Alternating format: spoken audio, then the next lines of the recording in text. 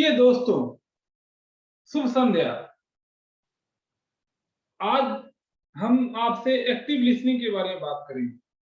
जैसा कि आप जानते हैं कि अभी के समय में एक दूसरे को समझा पाना कितना मुश्किल रहता है, और जहाँ डिफरेंसेज है वहाँ और भी मुश्किल रहता है। तो एक दूसरे को समझा पाने में, एक दूसरे के बीच में जो दीवार है उसकी खाई को पाटने में एक्टिव लिसनिंग का बहुत इंपॉर्टेंट है। ये जो है वो डिफरेंसेस के बीच में ब्रिज का काम करता है। जब हम किसी के बातों को ध्यान से सुनते हैं, एकाग्रचित होकर सुनते हैं, और अगला आदमी को लगता है कि हाँ, ये हमारा बात सुन रहा है, हमारे बात में इंटरेस्ट ले रहा है, तो वो कुछ कहना चाहता है, और उससे आप एक दूसरे को समझते हैं, एक दूसरे के नजदीक आते हैं। तो आज हम एक्टिव लिसनिंग के 7 मंत्र पर चर्चा करेंगे। पहला मंत्र है कि पैराफ्रेज। जब कोई आपसे बात कर रहा है तो आप हर एक 1-2 मिनट के बाद कह सकते हैं कि आपने ऐसा कहा है, ऐसा हमने समझा है। उससे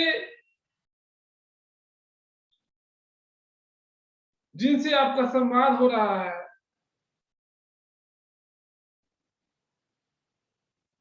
वो समझेंगे कि हाँ, ये आदमी मेरी बात को समझ रहा है। वक्ता को पता लगेगा कि हाँ, जो हमारे श्रोता हैं, हमारे कंपनी है, हमारे फ्रेंड हैं, हमारे पार्टनर हैं, वो हमको समझ रहे हैं। दूसरा है कि जब कोई बोल रहा है तो आप पोलाइटली बोल सकते हैं कि क्या इसका मतलब ये हुआ। आप क्वेश्चन पूछ सकते हैं, इसका ये मतलब है। तो उनको लगेगा कि हाँ, ये आदमी ध्यान से मेरी बात सुन रहा है। तो एक दूसरे के साथ रिलेशनशिप को अच्छा करने में एक्टिव लिसनिंग का बड़ा हाथ है। तीसरा मंत्र है एम्पैथी। हम जब एक दूसरे के साथ बात करते हैं तो समानुभूति का भाव होना चाहिए। अगर हम उस कंडीशन में रहते तो हम क्या सोचते, हम उस परिस्थिति में रहते तो हमारा क्या रोल होता। और इस तरीका से एक दूसरे को जब हम समझते हैं,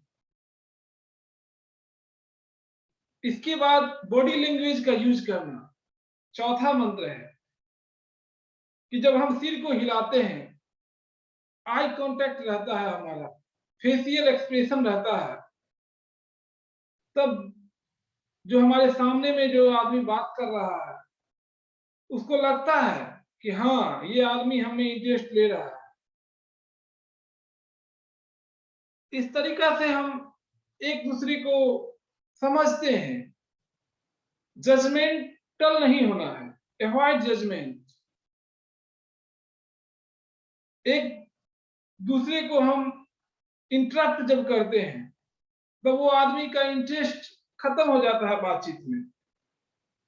और जब हम काउंटर आर्गुमेंट की तैयारी करते हैं कि ये आदमी ये बोला है, ये नहीं होना चाहिए, तो फिर वो बात आगे नहीं निकल पाती है। इसके बाद जब हम एक दूसरे को शुरुआत में बात करते हैं तो एडवाइस देने से बचना चाहिए। जब हम एक दूसरे के पर्सपेक्टिव को समझ लिए हैं, इसके बाद हम कुछ बोल सकते हैं। लेकिन आधा अधूरी बात पर जब हम सुझाव देते हैं तब हमारा बातचीत फ्रूटफुल नहीं हो पाता है। इसके बाद जब हम अपना पर्सपेक्टिव, जब हम दूसरे का सुन लिए, जब हम अपने आप को बताते हैं, तब हम इसके साथ बताते हैं कि हम उसके कंडीशन में रहते, हम उसकी परिस्थिति में रहते जो उसका हाल है उस हाल में हम रहते, तो हम इस पर क्या करते, हमारा क्या पर्सपेक्टिव रहता। आज उसका ये पर्सपेक्टिव है, वो इस कंडीशन में है, आज मैं रहता तो मेरा क्या पर्सपेक्टिव है। इस तरीका से पर्सपेक्टिव को ध्यान में रख के अपने बात को आगे बढ़ाना चाहिए।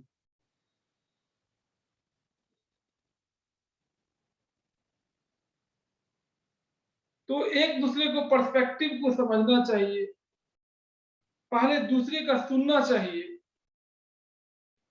जब तक हम दूसरे का सुनते नहीं हैं, तब तक हम किसी भी चीज को अच्छी से समझ नहीं पाते हैं, और समझ नहीं पाते हैं और हम जल्दीबाजी में जजमेंटल हो जाते हैं, नहीं ये होना चाहिए, एडवाइस देने लगते हैं।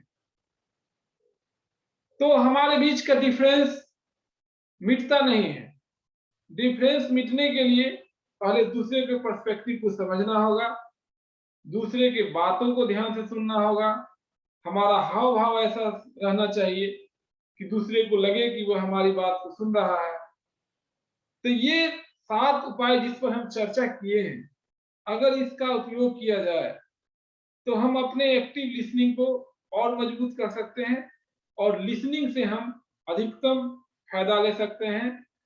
आप सभी को सुनने के लिए बहुत बहुत धन्यवाद।